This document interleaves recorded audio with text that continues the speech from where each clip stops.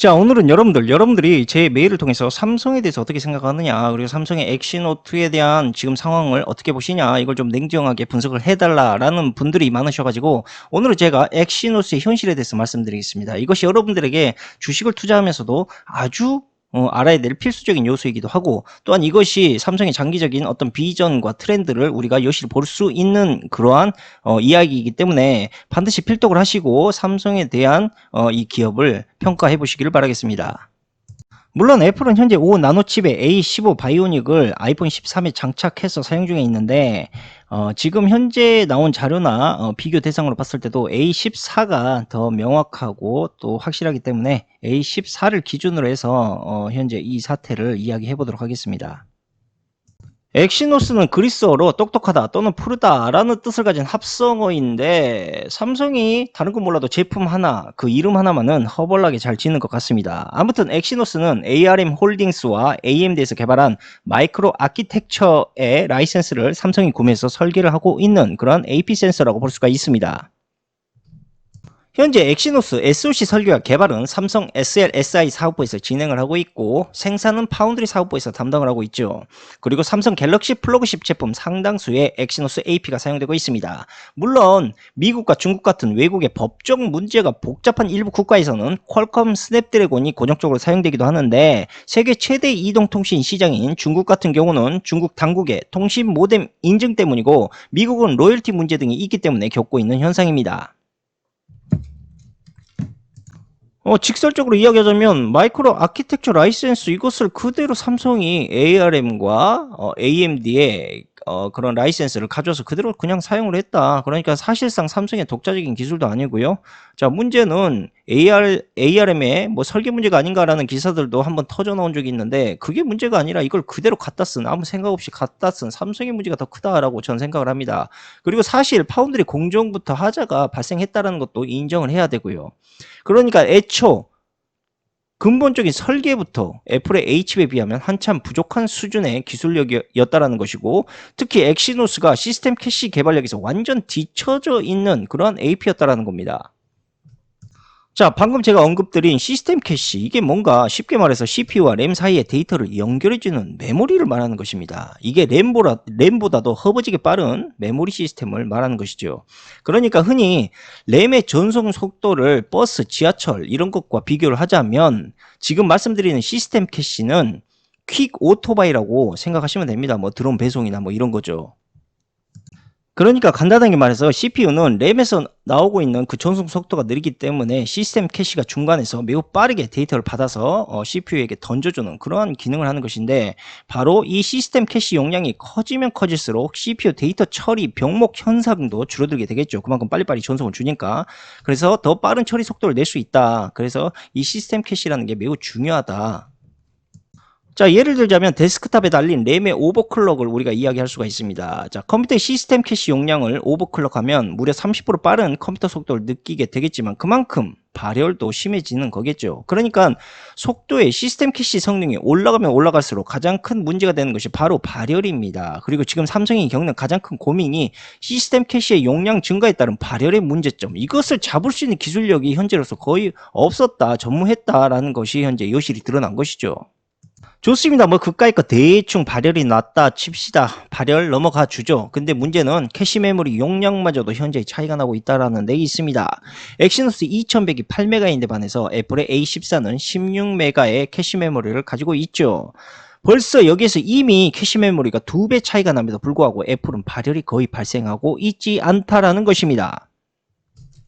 자, 캐시 메모리의 용량이 넓을수록 아까 말씀드렸다시피 병목 현상이 줄어든다라고 말씀드렸죠. 근데 삼성 이 답답한 새끼들이 CPU에 L1, L2 캐시 메모리와 코어를 ARM의 레퍼런스 칩 그대로 가져다 쓴 겁니다. 참고로 ARM의 콜텍스 X1 칩 L2 캐시 메모리는 고작 512KB입니다.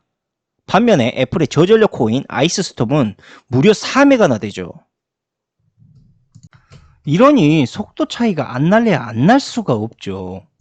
원래가 AP 아키텍처 설계는 처음에는 컴퓨터를 기반으로 일단 설계를 합니다. 왜냐면 이게 인간의 손으로 만들기에는 매우 어려운 그런 공정이기 때문인데 문제는 기본적으로 컴퓨터가 그 설계를 구현한 후에 자신의 스마트폰이나 PC에 맞게끔 다시 한번 사람의 손을 거쳐서 수정을 해야 된다라는 겁니다. 그럼 왜 그대로 가져다가 삼성은 쓴 것인가? 이유는 간단합니다. 기술력이 없기 때문이에요. 기술력 부재. 삼성이 AP 아키텍처를 새롭게 개발해야 됩니다. 자기 이 스마트폰에 맞게 그렇게 더 좋은 성능으로 개조하거나 업그레이드 해야 되는데 그 기술력과 시간이 부족하다 보니까 그냥 갖다 그대로 쓴 거예요.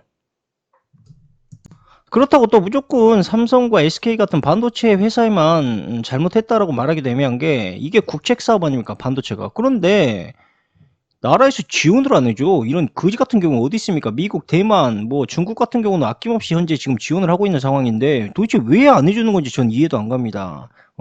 이 정치놈 새끼들이 제대로 뭐 운영을 하는 게 없어. 뒷돈 처먹기만 하고 이 새끼들이. 삼성이 현재 지오이스 사태를 겪고 있는 그 이유도 과거에 PC를 팔던 그 시스템을 우리가 돌이켜보면 쉽게 알 수가 있습니다. 자, 삼성은 이런 습성이 옛날부터 가지고 있었죠. 이 삼성 PC를 팔 때도 남의 이런 하드웨어를 가져와서 그대로 조립만 해서 삼성 이미지 마크를 찍고 판매를 했던 것. 그 다음에 MS와 삼성의 윈도우 소프트 사건의 로열티 지급 뭐 이런 것들 뭐 흔하지 않습니까? 그러니까 삼성은 단도직입적으로 말해서 그동안 자신들의 독자적인 기술이 거의 없었다라는 것. 반면에 선도적인 그러니까 IBM과 같은 선도적인 IT 기업의 기술력을 마치 혁신이나 모방 같은 그럴싸한 말로 사람들에게 속이고 반면에 긴 시간을 들여야 될 독자적인 R&D 연구 따위는 전혀 그러니까 전혀 뭐 깊게 생각하지 않고 그냥 남들이 만든 거 그대로 아무 생각 없이 가져와서 물건을 그대로 조립하고 생산을 해왔다는 것입니다. 바로 삼성의 이런 습성 때문에 최근 주주총회 때 TSMC에게 모든 물건의 수주를 빼앗기는 거 아니냐 이러한 주주의 질문에 침묵했던 가장 큰 이유가 바로 이러한 습성 때문입니다. 자신들의 기술력 부재에 대한 것을 침묵으로써 스스로 인정을 한 것이죠. 자, 문제는 이것뿐 아니죠. 하드웨어뿐 아니라 ARM의 명령어 셋 또한 아무런 연구 없이 그대로 가져다가 사용했습니다. 이 명령어 셋이라는 것은 쉽게 말해서 CPU나 GPU 그리고 램 같은 하드웨어를 제어하는 컴퓨터 언어라고 보시면 되는데 우리가 컴퓨터 하드웨어 드라이버를 깔 때 뭐랍니까? 그 인텔의 X86, 뭐 AMD X64 이런 명칭들이 보이죠. 다 이 명칭들이 하드웨어를 작동시키기 위한 명령어 셋의 네임드들이다라고 보시면 됩니다. 그리고 인텔은 흔히 X86 언어를 사용하고 있는데 인텔이 선뜻 스마트폰 시장을 건드리지 않는 가장 큰 이유도 바로 이 X86 명령어가 스마트폰 같은 가벼운 어떤 기반이 아니라 PC 기반의 언어이다 보니까 ARM보다 솔직히 무거울 수밖에 없고 또한 인텔은 386, 486 컴퓨터 같은 이미 수십 년 전에 만들었던 언어를 지금까지 그대로 보수하면서 사용하고 있는 상황이기 때문에 솔직히 스마트폰 같이 경쟁력이 심한 것보다 경쟁자가 거의 없는 독보적인 자기들의 기술력을 가질 수 있는 PC용 CPU에 더 몰입을 하고 있는 것이죠. 좀 더 이야기하자면 뭐 PC용 CPU는 앞으로 개발이 될 양자 컴퓨터에도 그대로 그 기반을 가지고 있는 것이기 때문에 인텔이 그 양자 컴퓨터 같은 CPU에 개발하는 게 거기에 올인하는 게 더 낫다고 자기들도 생각을 하고 있는 거겠죠. 자, 아무튼 인텔은 4비트, 8비트, 16비트로 짜여진 코드들을 아직까지 그대로 사용을 하고 있고요. 이런 레거시 코드들 때문에 제 성능이 안 나오고 무겁고 느린 것입니다. 그러니까 대충적으로 32비트에서 64비트 연상 속도의 차이는 명확하게 정해져 있지는 않지만 대략 4배 정도 차이가 난다고 합니다. 그런데 여기서 가장 큰 문제가 삼성을 통해서 서서히 터지기 시작합니다. 바로 ARM V8 명령어 셋이 32비트에서 작동되는 9세대적인 코드들이고 이것은 스마트폰에 최적화된 명령어 셋도 아니기 때문에 아주 문제가 많았지만 그걸 그대로 도용을 했다라는 겁니다. 그만큼 구시대적인 명령어 셋을 그대로 도용하고 맞지도 않는 언어로 인해서 AP 프로세스의 연산율과 캐시 전송률의 지연과 부담률이 그만큼 커지고 있음에도 불구하고 당연히 이 같은 문제들을 고스란히 성능 저하 발휘라는 문제에 직면할 수밖에 없음에도 불구하고 이걸 그대로 도용을 했다는 겁니다. 그러니까 이 멍청이들이 애초 스마트폰에 맞지도 않는 느리고 유행진한 옷을 그대로 입혀놓고 그것을 최적화할 수 있는 기술력과 시간이 없다 보니까 그냥 GOS로 간단하게 성능만을 낮추어서 눈 가리기로 아웅했다라는 그런 아름다운 스토리인 것이죠. 반면에 애플 같은 경우는 애플도 똑같이 ARM V8 명령어를 사용하고 있긴 한데 애플은 이 명령셋마저도 자기들 입맛에 맞게 변형시키는 기술력을 가지고 있었다라는 것입니다. 기존에 느리고 무거웠던 32비트 명령을 다 없애버리고 빠른 64비트로 동작하게 바꿨다라는 것이죠. 이름 역시도 새롭게 ARM V8 버전 3A라고 지었습니다. 자, 이렇게 해서 나온 게 바로 아이폰 5S 무려 7년 전의 것이죠. 자, 아까도 분명히 제가 말씀드렸죠. 32비트와 64비트의 속도 차이는 약 4배 정도라고 말이죠. 그러니까 하드웨어뿐 아니라 소프트웨어 상으로까지 계속 두 개 다 계속 애플에게 지고 있었고, 삼성은 그동안 무려 7년 전부터 말이죠. 그런데 한국 언론과 삼성은 이걸 개눈 감추듯 지금까지 대중을 상대로 교묘히 침묵을 해왔고, 아무것도 모르는 주주들은 삼성에게 신뢰와 또 미래적 희망을 갖고 엄청난 주식을 사들였죠. 이런 개 같은 경우가 어디 있습니까? 예? 이런 걸 보고 어떻게 우리가 분노를 안 할 수가 있겠어요. 자, 그런데 그나마 다행인 것은요. 이제 ARM에서도 ARM V9이라는 명령셋을 새롭게 출시하면서 과거 32비트를 다 없애고 64비트로만 작동되게 바뀌고 있다는 겁니다. 그래서 엑시노스 2200부터는 완전히 하드웨어단에서 64비트로 작동되는 AP 칩이 나오게 될 것이다 라고 저는 보고 있습니다.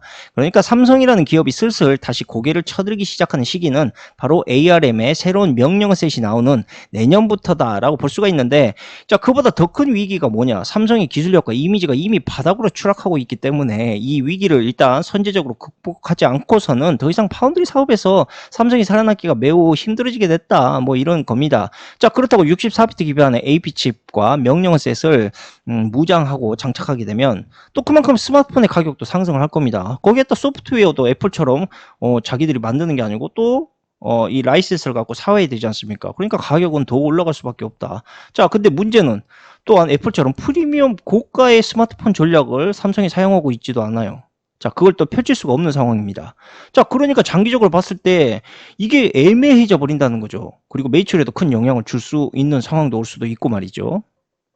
문제는 이번에 잔뜩 기대했었던 엑시노스 2200이 골든비어라는 스냅드래곤과 비교해서 성능이 현저히 떨어지고 있다는 겁니다. 즉 엑시노스 버전이 앱 작동 속도도 느리고 동영상 촬영 성능도 떨어진다라는 것이죠. 그러니까 이런 모든 부분들이 점점 삼성의 기술력 부재에 대한 현상들이 두드러지게 나오고 있고, 결론은 삼성이 장기적으로 파운드리 사업을 하고 또한 새로운 반도체 사업을 선도해 나가기 위해서 아주 치명적인 문제에 현재 직면해 있다. 이거 어디서부터 어떻게 이 문제를 풀어야 될지조차도 현재 애매모호하다. 이런 상황이라는 겁니다.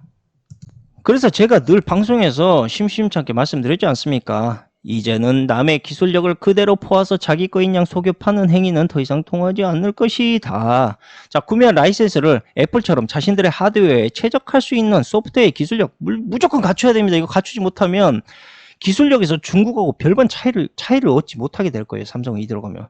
아니, 하드웨어 아무리 잘 만들면 뭐합니까? 그 성능을 제대로 낼 수 있는 명령어셋 하나 못 만드는 게 지금의 현실인데. 그러니까 이대로 삼성을 안일하게 운영하게 된다면 이 삼성이라는 브랜드는 지금보다 계속 추락할 수밖에 없다라는 겁니다. 바꾸려면 철저히 바꿔. 극단적으로 얘기해. 농담이 아니야. 마누라 자식 빼는 건 다 바꿔봐. 소비자한테 돈 받고 물건 파는데 불량품 내놓고 하는 게 미안하지도 않느냐. 무슨 지역 전문가? 지금 대리급이야. 평생 전문가. 과장도 보내고 부장도 보내고 사장도 보내고 회장도 보내고 다 보내. 평생 전문가, 평생 공부. 국제화 안 하고는 1급으로 살아남을 수 없다. 그래서 제가 예전부터 늘 말씀을 드렸고 언급을 했지 않습니까? 이 기업인과 정치인들, 이 문딩이 새끼들 제발 좀 정신 좀 차려라. 이 답답한 새끼들. 강대국에 의존하는 것들 이제 그만 좀 해. 독립적인 이제 완성형 기업을 만들어야지. 애플 같은 기업이 나와야 된다. 이 말이 내 말은. 이 답답한 새끼들아. 뭐하고 월급 쳐받고 쳐놀고만 자빠져 있는 새끼들아. 에? 맨날 하드웨어만 졸라게 잘 만들고 자랑질 해봐라. 어차피 그거 중국하고 대만 같은 새끼들한테 다 뺏길 수밖에 없어. 그게 수순이야.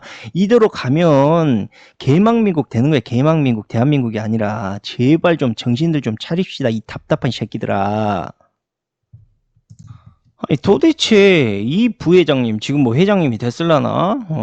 그건 잘 모르겠습니다. 제가 관심이 없어서. 근데 뭐 합니까? 제발 정신 차리고, 예?